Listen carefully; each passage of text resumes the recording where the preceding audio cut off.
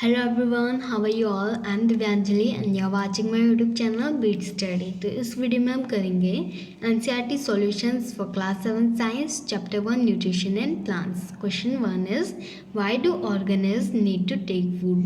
जितने भी जीवित प्राणी हैं उनको खाने की ज़रूरत क्यों पड़ती है?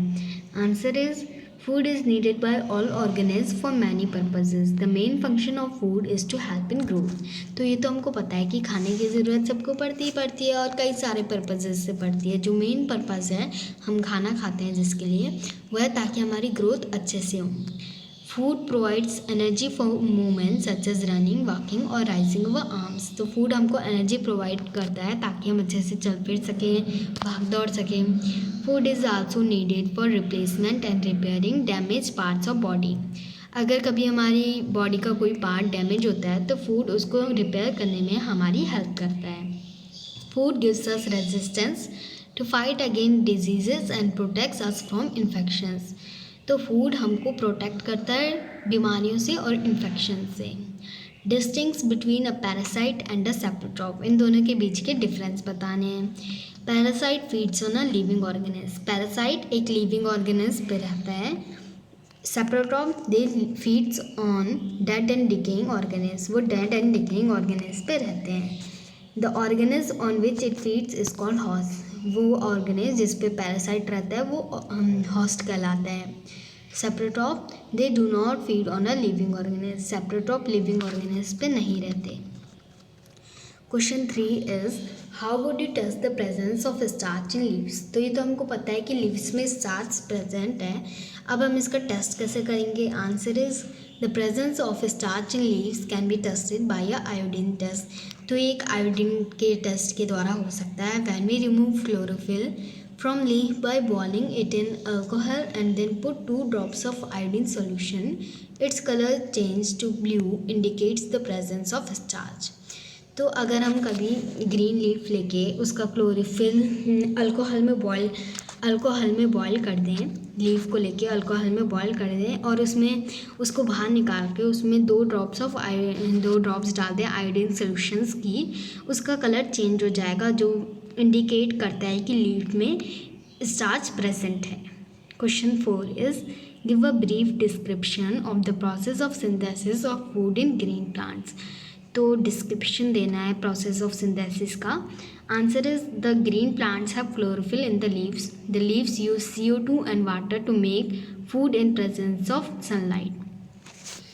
तो जो ग्रीन प्लांट्स हैं उनमें क्लोरोफिल प्रेजेंट होता है और वो कार्बन डाइऑक्साइड और वाटर यूज़ करती हैं सनलाइट जब सूर्य मौजूद होता है तो उस वक्त में वो कार्बन डाइऑक्साइड और वाटर यूज़ करते हैं और उससे अपना फूड बनाते हैं. तो इसका फॉर्मूला होगा carbon dioxide plus water sunlight upon chlorophyll carbohydrate glucose plus oxygen. Question 5 is show with the help of a sketch that the plants are the ultimate source of energy. एक sketch की मदद से हमको ये दिखाना है कि प्लांट्स ही ultimate source है एनर्जी का, फूड का. तो सबसे पहले सोलर एनर्जी आता है जो प्लांट्स लेते हैं, ग्रीन प्लांट्स लेते हैं और ग्रीन प्लांट्स को हर्बीवोरस खाते हैं. हर्बीवोरस को कार्निवोरस खाते हैं. तो एक तरीके से सारे हर्बीवोरस कार्निवोरस सब ग्रीन प्लांट्स में डिपेंडेंट होते हैं. Question 6 is fill in the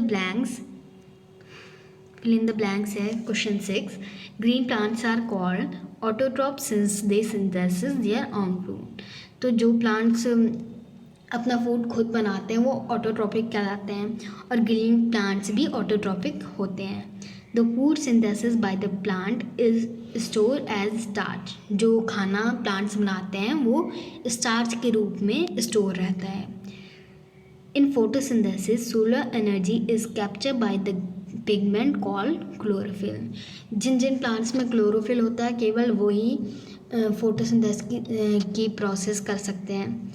तो क्लोरोफिल फोटोसिंथेसिस की प्रोसेस के लिए काफ़ी ज़रूरी होता है. During photosynthesis plants take in carbon dioxide and release oxygen.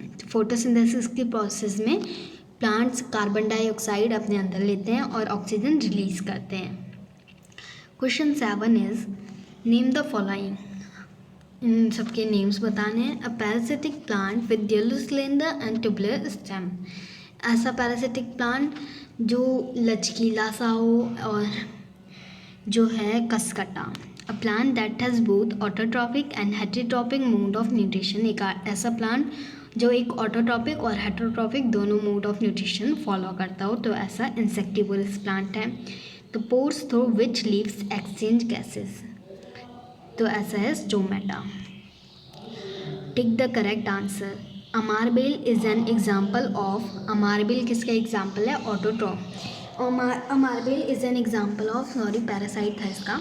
अमारबेल is an example of parasite. The plant which traps and feeds on insects is pitcher plant. एक ऐसा प्लांट जो दूसरे प्लांट से दूसरे इंसेक्ट्स को खाता है, ऐसा पिचर प्लांट होता है। Question 9 is match the items given in column 1 with those in column 2.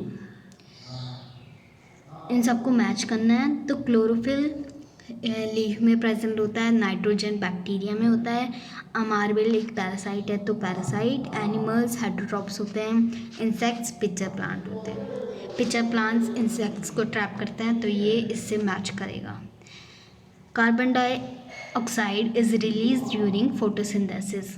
तो ये फाल्स है क्योंकि उस टाइम पे प्लांट्स कार्बन डाइऑक्साइड इनटेक करते हैं। Plants which synthesis their food themselves are called saprotroph. ऐसे प्लांट जो अपना फूड खुद बनाते हैं वो सेप्रोट्रॉप कहलाते हैं, ये फाल्स है। The product of photosynthesis is not a protein. जब फोटोसिंथेसिस का प्रोसेस प्लांट्स करते हैं तो वो प्रोटीन को यूज़ नहीं करते, तो इसका ट्रू है। Solar energy is converted into chemical energy during photosynthesis. इसका भी ट्रू है क्योंकि जब फोटोसिंथेसिस के द्वारा फूड बनता है तो वो केमिकल एनर्जी में चेंज होके ग्लूकोज बनता है जब, तो वो ट्रू है। Question 11 is choose the correct option from the following. Correct option choose करने हैं। Which part of the plant takes in carbon dioxide from the air for photosynthesis. Plant का कौन सा ऐसा पार्ट है जो हवा को इनटेक करता है, तो ऐसा स्टोमेटा है। Choose the correct option from the following. Plants take carbon dioxide from the atmosphere mainly through. Plants carbon dioxide ज़्यादातर अपनी लीफ से ही लेते हैं। तो इस वीडियो के लिए बस इतना ही। अगर आपको वीडियो अच्छा लगा तो मेरे चैनल को लाइक शेयर और सब्सक्राइब ज़रूर कीजिएगा। Thank you.